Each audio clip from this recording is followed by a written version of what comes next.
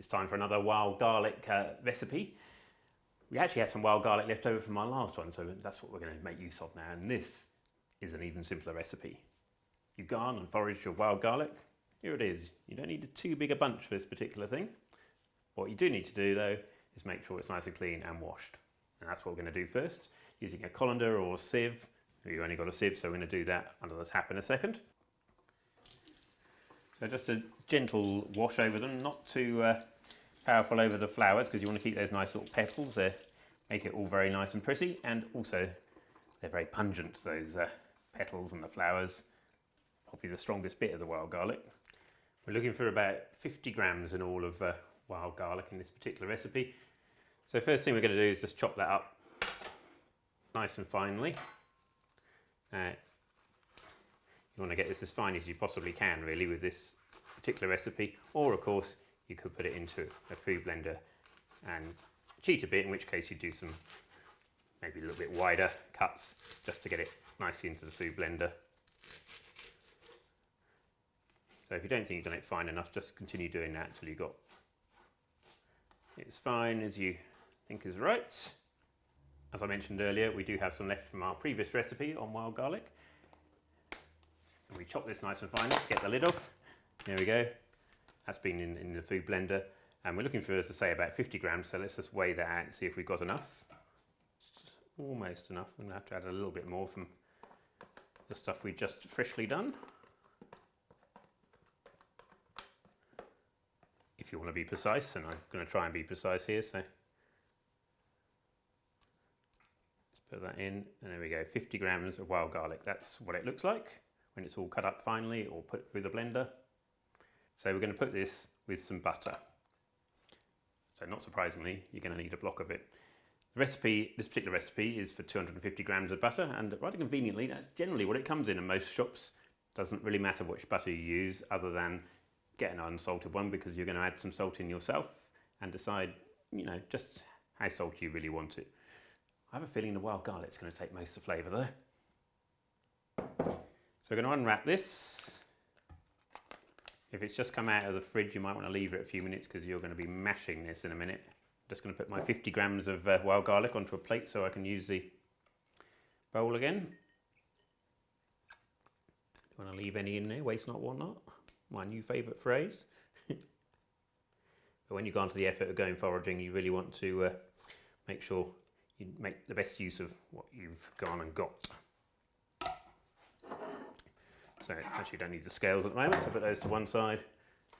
I think we're going to cut this butter up into 2 or 3 just to make it a bit easier to actually mash up. The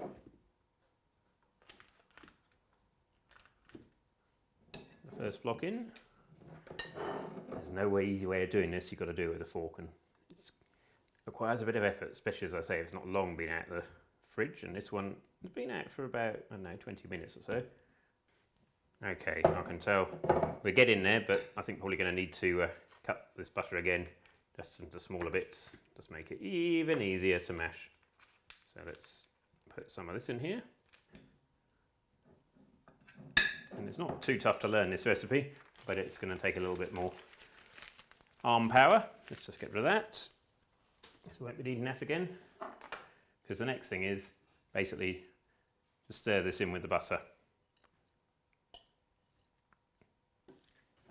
And just carry on stirring and mashing till you've got the wild garlic just well spread out in the butter. And that's going to make your butter a lovely flavour that you can use on all sorts of things later on. I mean, you could use it right this minute once you've got it stirred in if you want. Be lovely on something like baked potatoes, or maybe do your own garlic mushrooms, or wild garlic mushrooms, but make sure if you're going out to forage your own mushrooms, you know what you're doing. We don't want to hear about any of you ending up in hospital. And it won't be the wild garlic that did it. As you can see, it's getting nicely mashed in and stirred around. It'd be an interesting thing to try on something like fish as well, wouldn't it? To see what that works out like.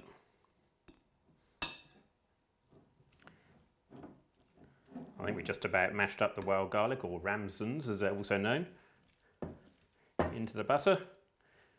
Just need to also add our bit of salt. This is really to taste, so some people like as much as like a teaspoon in this amount. Some people just want a little bit, so we're just going to do some in there. Doesn't have to be sea salt like this is. Any salt will do. I think that will probably do us. Let's give it one more last mash around. You've now done all the ingredients. Our next thing is to find a way of storing it. As I say, you could use it straight away. You could put it in a plastic container and do it that way. One of the popular things to do is to make it into a long sausage and then freeze it, and then you can chop bits off it with a sharp knife as and when you want to use with whatever you're making. Like I said, on a nice baked potato, I can imagine that'd be really yummy, in fact. So we're going to need some parchment paper or some greaseproof paper like this to do this bit. You can use also cling film, but I don't think we need that little bit. But cling film obviously is plastic, not very easy to reuse, so I'm not a great fan of that.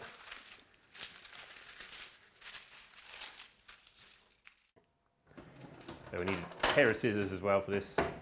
I think that's going to be about the right amount of greaseproof paper.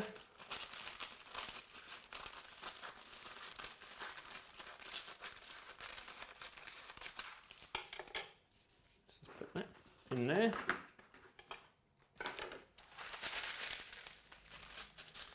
Let's just use the scissors to weigh that down a bit as it wants to curl up. So all you've got to do now is to get your garlic butter and put it in like the bottom quarter of this piece of paper you've made, because you're going to try and roll it into a sausage in a minute. So in the middle and in this sort of bottom quarter here.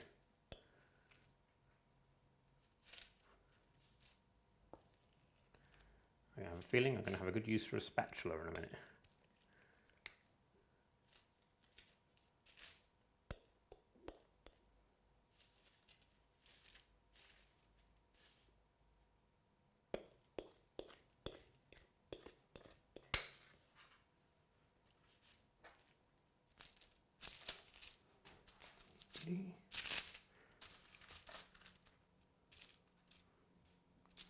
Not totally sausage-like yet, but we're going to try and shape it now with this bit of the greaseproof paper.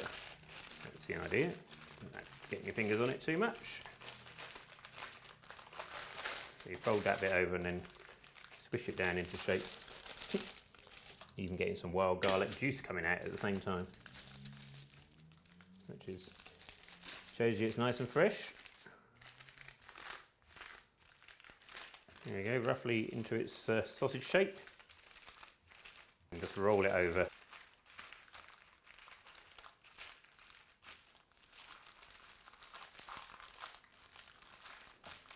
There we go, not a bad sausage, not perfect, but you know, as I say, you're probably one of those things, the more you try it, the better you get. So and just do like a Christmas cracker at the end, twist it around. If you've got a bit more spare than that, you can cut off the ends just to make them nice and neat and tidy. You might find it's one of those things where you might need you could use an elastic band or something just to keep it in place, but if you're lucky, it'll just stay there nicely, which I think this one's going to do. There you go, there's your wild garlic butter made. Clean the surfaces in a minute. And now you've made it, that can go into the freezer just like that. It'll freeze very nicely. Now just going to pop this in the freezer and we'll show you what you can do with it after that.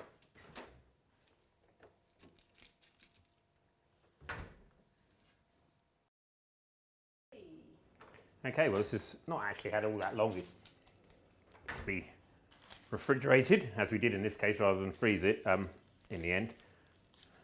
But it's had a little while and it's now nice and solid. As I say, normally you would put it in the freezer for a while until you want it and just take off the bits you want and don't want. Here we go, let's have a look. I'd say that looks pretty good. And then just take off what you need. Now I've just got to make the baked potatoes.